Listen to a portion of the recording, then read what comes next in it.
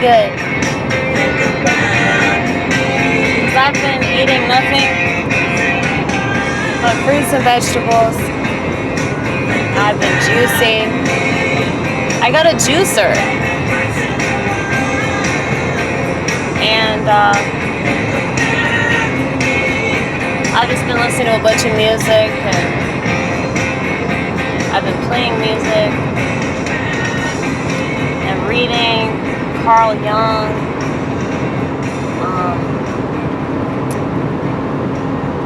Interesting.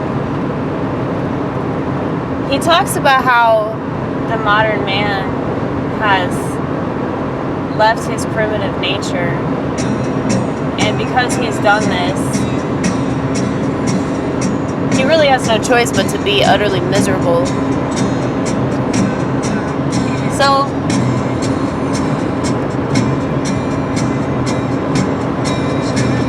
I'm pretty sure that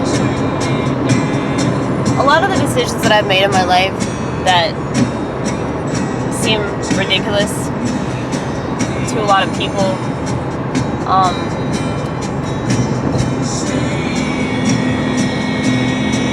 you know, like my parents never understood like why I would choose to smoke garbage bags full of marijuana rather than, you know, just take some pills that were prescribed to me by a doctor. But the reason why they think that is because, you know, they're of this world and they do what they're told. Take it from me, folks. If it's illegal, there's probably something good about it. Unless it's, you know, inherently terrible, you know, like child porn or something like that. But don't worry. Something like that will probably be legal pretty soon, you know? Because if it's immoral and reprehensible, they'll make all kinds of excuses why it should be legalized, you know?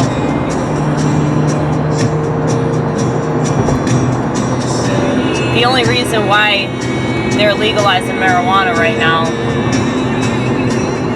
is because they can control it.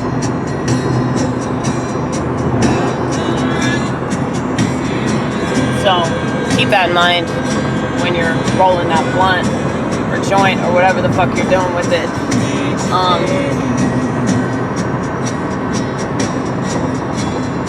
I was thinking about cannabis in relation to my unconventional lifestyle, you know, and I was thinking, you know, I wouldn't be the person that I am today if it weren't for cannabis, because weed allowed me to go into my mind and not kill myself. A lot of people don't have the patience or the energy or the humility to look inside themselves and pick themselves apart.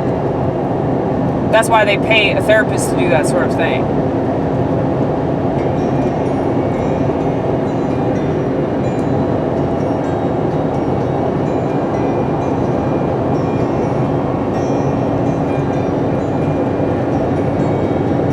I think that there is some value to therapy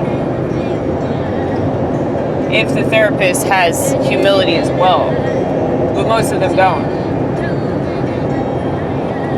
They don't actually want to help their patients, because if they wanted to help their patients, they would tell them the truth.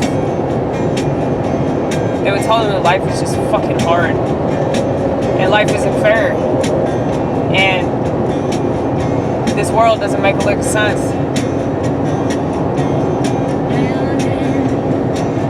But, you know,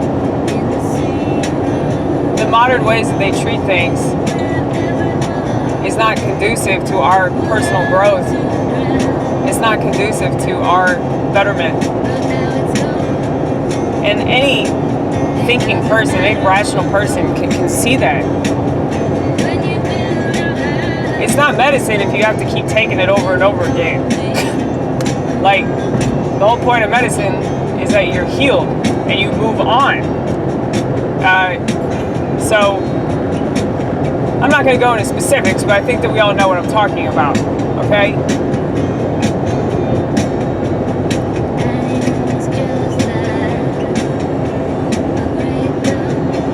Interesting little fact about this song, it's about Stevie Nicks' abortion.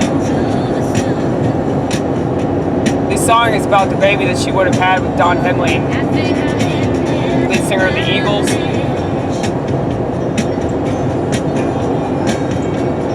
This song is so fucking sad, dude. I'm pretty sure that this ain't the only song that she wrote about the abortion.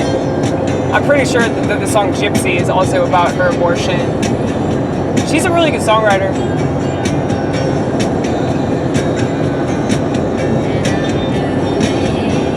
But from the sound of it,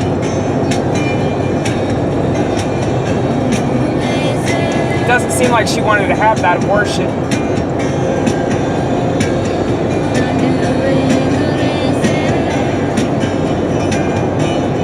Yeah, but this song is just fucking amazing though, man.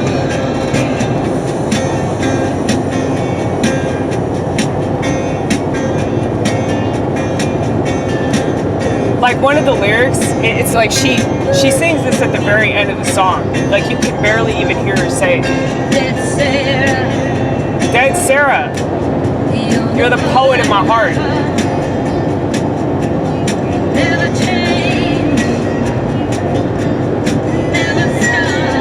She says at the very end of the song,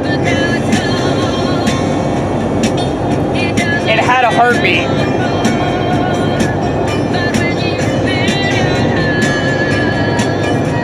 It didn't die, it had a heartbeat. Something along those lines. I haven't listened to the unedited version of the song because there are 2 more versions of the song because I got the special edition of this album. So I'm gonna have to listen to that. Because Stevie said that when she writes songs, it's like they're typically like 16 minutes long.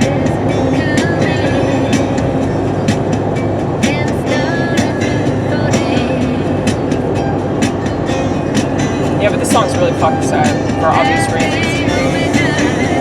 But I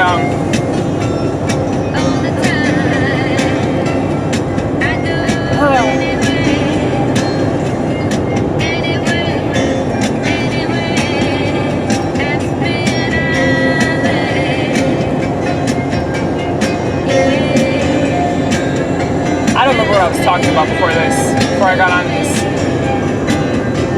spiel about Stevie Nicks' abortion.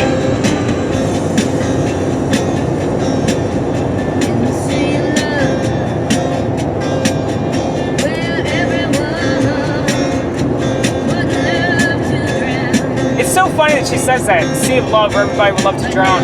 It's true. It's so true.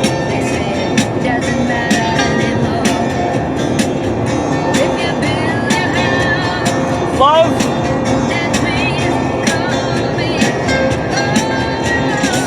is such a good thing that people are willing to drown.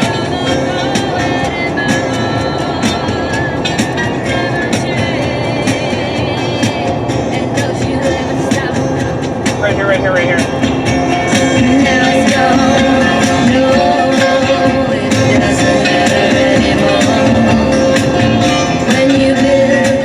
She's gonna say it, just wait for it.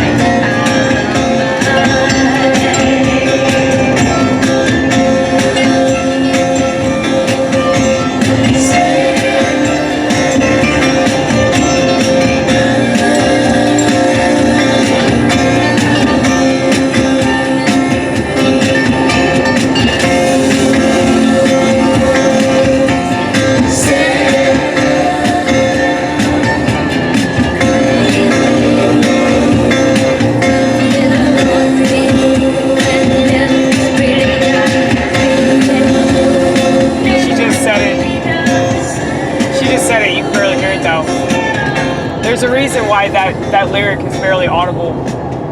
She's ashamed of what she did. It had a heartbeat, it never really died. We should definitely keep abortion legal, you know, because yes, it's such a heartwarming thing.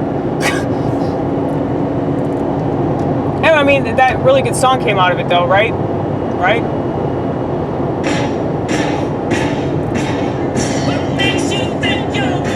You know, there are a lot of people that have written songs about abortion. None of them are happy, empowering songs about what a wonderful decision it is.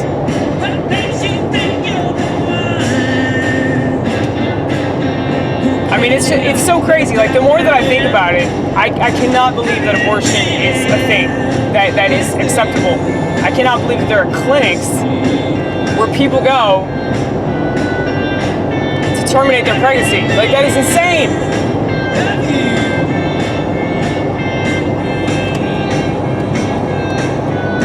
I mean, just looking into our society, looking into our culture, like, no wonder all this stuff is happening. Like, this had to end, you know? This had to come to a screeching halt. And it's absolutely insane that it's gone on this long. You know, a society with this low of morale cannot continue to function. I mean, if you think about all the stuff that's legal and the stuff that people go to jail for that is totally ridiculous, you know, versus the stuff that people don't go to jail for.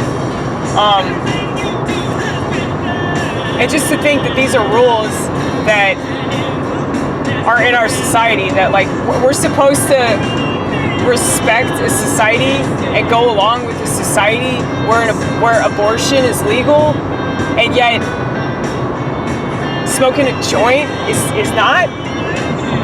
I mean, whatever your opinion is on marijuana, like, that doesn't matter. The fact that people would go to jail for that is insane. That is absolutely insane.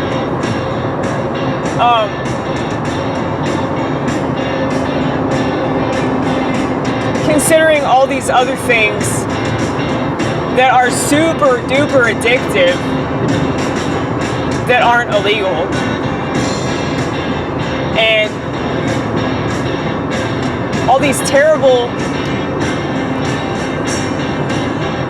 choices that people make on a regular basis that, you know, oh, well, live and let live, right? You know, just let people do whatever they want.